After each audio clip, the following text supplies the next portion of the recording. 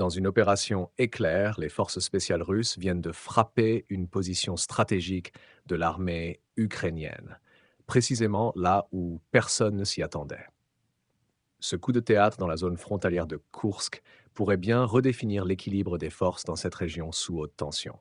Restez avec nous pour ne manquer aucun détail de ce tournant majeur. Pensez à vous abonner pour ne rien rater de nos prochaines analyses. La question du jour: jusqu'où ces affrontements peuvent-ils encore évoluer? L'ombre de la guerre plane lourdement sur la région frontalière de Koursk, où un nouvel incident militaire vient d'éclater, illustrant la montée en intensité de ce conflit qui semble s'éterniser. Les forces spéciales russes ont, selon les informations disponibles, mené une opération ciblée qui a abouti à la destruction d'une position cruciale des opérateurs de drones ukrainiens. Une manœuvre risquée, exécutée avec précision, qui révèle l'évolution des tactiques employées de part et d'autre, dans un contexte où la guerre devient de plus en plus technologique.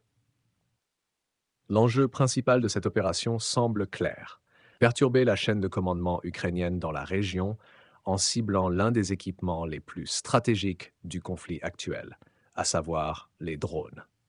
Véritables armes de renseignement et de frappe, les drones jouent un rôle déterminant pour les deux camps, capables de pénétrer les lignes adverses pour recueillir des informations et lancer des attaques ciblées. C'est précisément pour neutraliser cette capacité que les forces spéciales russes ont frappé, dans un contexte où les tensions restent exacerbées sur cette frontière sensible. Les rapports sur le terrain indiquent que l'opération a été menée dans la discrétion la plus totale, avec des commandos russes déployés près de la ligne de démarcation.